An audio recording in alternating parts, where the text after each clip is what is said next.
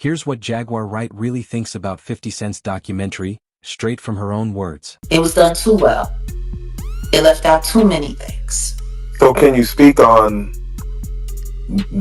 Curtis Jackson? 50 Cent said that this is the first one. I'm He said sure. that there's hundreds of hours of more footage. I'm sure there was hundreds of hours of that was confiscated from all of Diddy's homes in that HSI raid that never made it to the trial. I wonder where it made it to. The real reason Jaguar Wright turned down the Netflix documentary will shock you. Gene Deal, the insider claiming he knows every secret Diddy tried to hide, was also absent from 50 Cent's project. Now, both Jaguar and Gene Deal are reportedly in talks to appear in Season 2. And we've got all the details, starting with why Gene says he walked away from what he calls a setup. Not in the thing, the lady was talking greasy to me. She had no right to talk greasy to me. And then she told me that 50 didn't have the power to do anything, but they using his name to like push the whole documentary. And that's what it was about. Let's go back to the start. About a month after Diddy's September 2024 arrest, 50 Cent and Netflix revealed a documentary featuring never-before-seen footage, promising to expose what they called Diddy's lies. 50 Cent hyped the project in multiple interviews, claiming he had been gathering evidence for years. In particular, Netflix docuseries that you've been working on. Diddy do it? Right. You've been saying for years that you feel you knew Diddy's character. Right.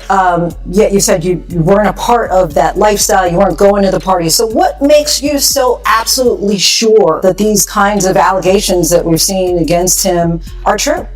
Well, I'm surprised by the allegations, as surprised as everyone else is. Like, I didn't make the allegations. I didn't tell people to say these things.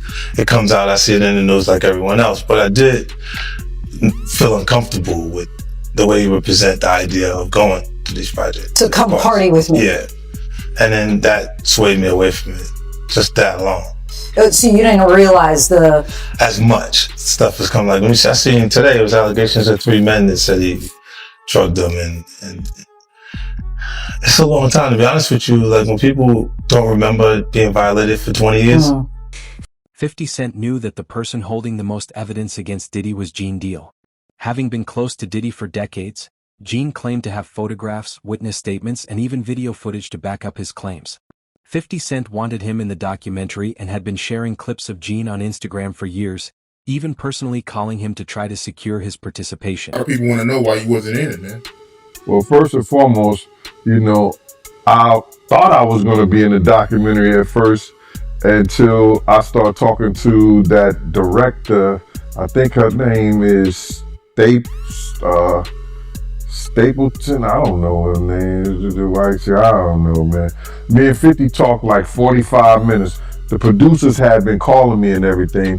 So this one night, 50 called me up, and you know they got him on the phone. Man, he was just talking. We was talking about old time down with Black Hands, sit down with, you know, with Puff Kids, the whole Puff situation, and this documentary that he's going to be doing. You know what I'm saying? So I told him that I was going to, you know, have Kirk and Tim. Kirk will be the one who talk about the business part of it. Tim will be the one who talk about the growing up phase with Diddy and everything, like, and over there working in the record industry with him and stuff like that. They was like family. And I was gonna talk about, you know, the street stuff, what was going on with Bad Boy, you know, with the security, with Wolf, with the city college, with you know, the time that I knew about when I was with him up until about early 2004 or something like that. But basically the streets, and then the traveling with him and the atmosphere and everything, and then go back into the Notorious Big stuff with the Tupac and the whole 9 yards, all the stuff that I knew, you know what I'm saying? So we was talking, and he sounded like, yo, listen here, they gonna spare no expense with this whole documentary. So I said, all right, cool. 50 Cent was willing to pay Gene Deal whatever it took, fully aware of how valuable and credible his testimony was. Gene began organizing his evidence and reaching out to Kirk Burroughs and other music executives who claimed Diddy had wronged them, ensuring 50 Cent had everything needed for the documentary. But when Gene finally spoke with the producer, he realized the truth. Netflix was using his image to promote the series with no real plan to reveal the full story. And then she was calling me like I was lying. I'm like, yo, who do you think you talking to? You know what I'm saying? And she was talking about, there's no way nobody paid. Nobody what? I say, first of all you people come with these documentaries and stuff, the first thing you tell me, y'all tell these people out here that y'all don't pay, and y'all pay. If you can make a picture look like $10,000-$15,000, you know what I'm saying? You can sit here and tell me that you're gonna pay me for my time sitting right down here with y'all. You understand? So then, one thing led to another, and I was like, all right, well then, F you. I spoke to 50, and then she said 50, and this is exact words that came out of her mouth. 50 does not determine what goes in and goes out of this documentary.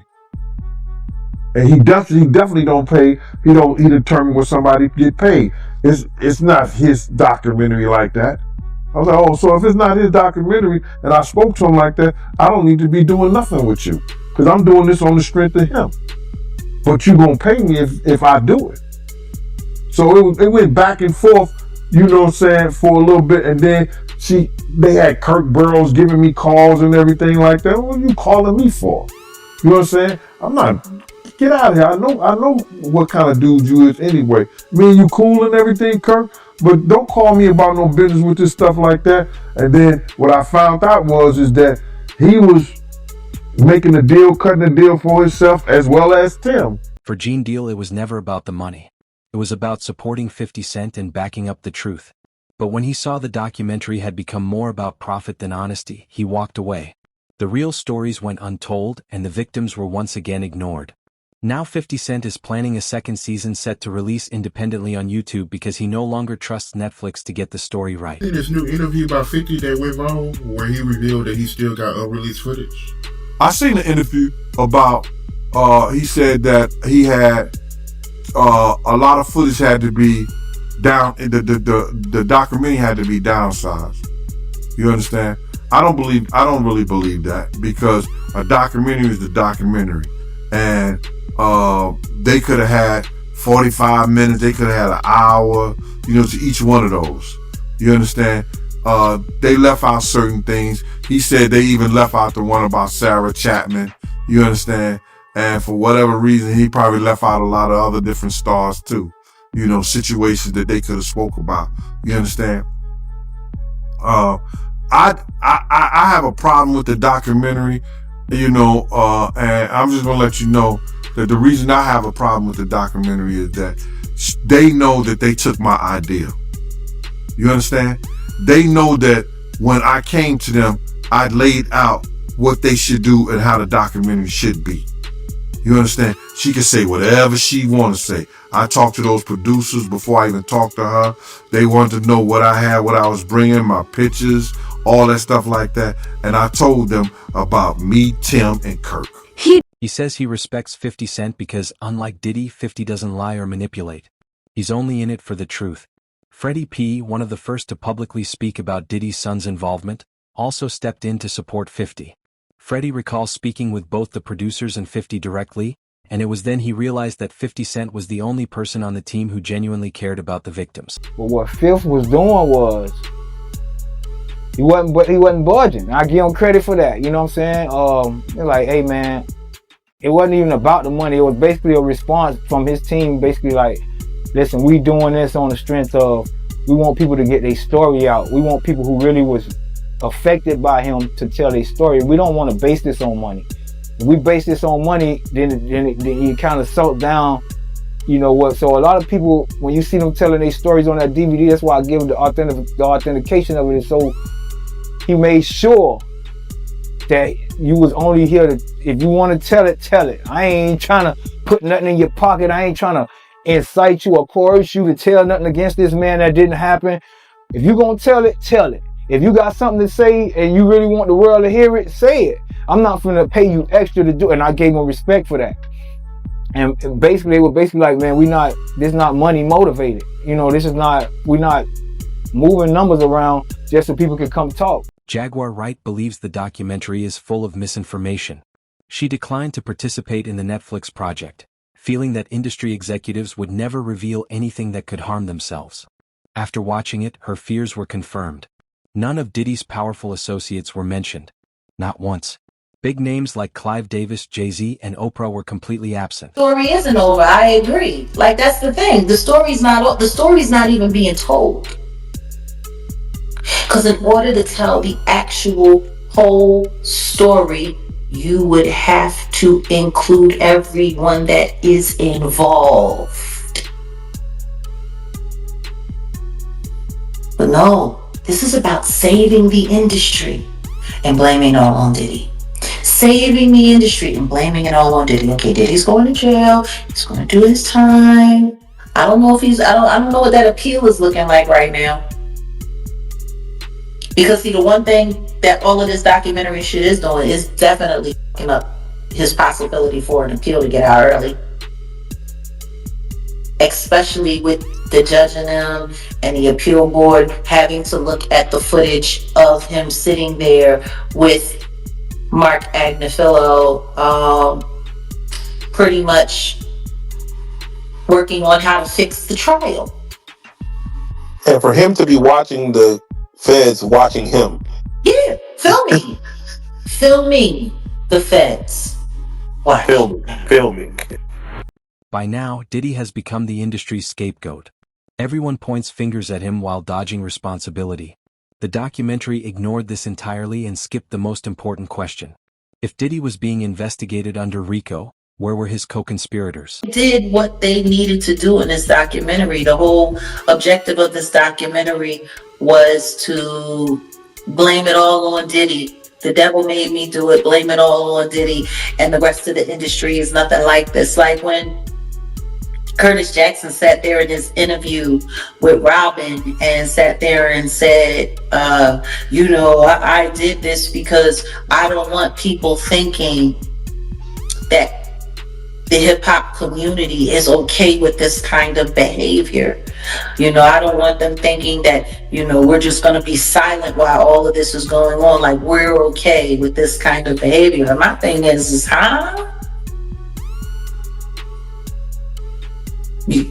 So now you speaking for all of hip-hop, and all of hip-hop is uncomfortable with this. Meanwhile, you got people like Jaguar who, on the low-key, allegedly, Gene Deal has exposed for having his own nude tryst freak-offs with Diddy. Jaguar believes that if the full list of everyone connected to Diddy were ever revealed, it could shake the entire entertainment industry. She raises a simple but crucial question. How could Diddy have amassed so many alleged victims over his career without anyone around him noticing? Can we really believe he did it all alone? If the complete and utter truth comes out, three things happen. The entertainment industry collapses completely. Millions, possibly billions of advertising dollars don't get made. People go broke. Companies go under. That's why they hate me. Not because I'm telling the truth on people. Because I'm telling the truth about the system. And I'm showing people the reality that the only thing that matters is that dollar. These entities, these companies, they don't care about none of these people. They don't care about none of these victims. They don't care about the perpetrators. They don't care about the prey. Shit, at the time, they're encouraging the predator. They don't care. It's all about the money. See? The fact that Netflix reportedly knew about leaked footage just a month after Diddy's arrest doesn't make sense. The story is full of holes.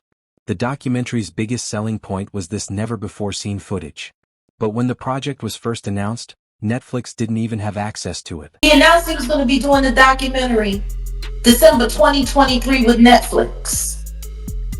And the star footage that you use to get people to re-upload or resubscribe to Netflix to make this the #1 in their TV shows division for almost 2 weeks straight, beating out Stranger Things. How much stranger is that? I'm not backing.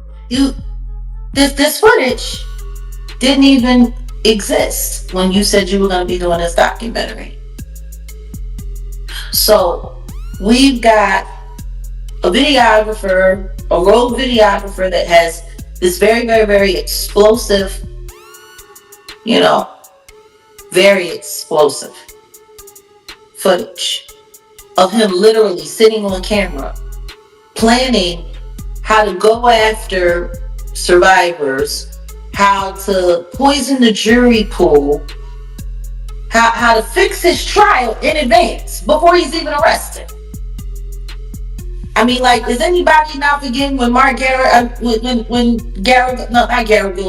Mark Agnafilo was sitting there talking to the sons in the hallway, and they're sitting there filming, and he's sitting up there, yeah, well, see, what we gotta do is we gotta go and we gotta put countersuits on all these people. We have to create lawsuits ourselves. He's sitting there talking about creating lawsuits to affect public perception. He's talking about that with the kids. 50 Cent, Gene Deal, and Jaguar Wright are determined to get the truth out, something Netflix clearly wasn't interested in. Despite the risks, 50 Cent went ahead with the documentary. Now many in the industry are attacking him, calling him a snitch for exposing Diddy. Reports even suggest he's facing threats as some executives try to tarnish his image and reputation. I tell 50 Cent, man, I hope you're walking on a straight arrow, man, because they wait to see you fall. They want to see you fall so bad, brother. I'm talking about, man, I'll be in the comments and I'll be just reading it like, oh, 50 got his day comment. I'm like, oh, y'all niggas so upset about a pedophile. Like, it's stuff that y'all niggas don't. It's so many people, right, that's victims of puppy that can't speak, that's sitting back like, shut the f. You know what I'm saying? Like, they basically saying, you don't even know half of it. If I was to come and say my story, not me personally, but I'm saying, I've heard that 2 or 3 times. If I tell my story, but no, I'm not trying to clout chase, I'm not trying to be a part of this, a part of that. And I'm like, hey, man. First baby mama started following each other on IG an hour ago. Prepare for the worst. Jay-Z, Ja Rule, Roc Nation, Desiree Perez are out to get him out of the paint. Alert.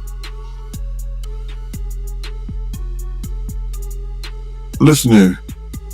Everybody that it said, and Desiree Perez, all them people got dirt under them, bro. You understand? They got all them people got dirt on their fingernails. Jay-Z got dirt in his fingernails. You understand? Jay-Z was messing with young girls from our block. Tiring them. I'm putting it out there. You know what I'm saying? I'm picking a side.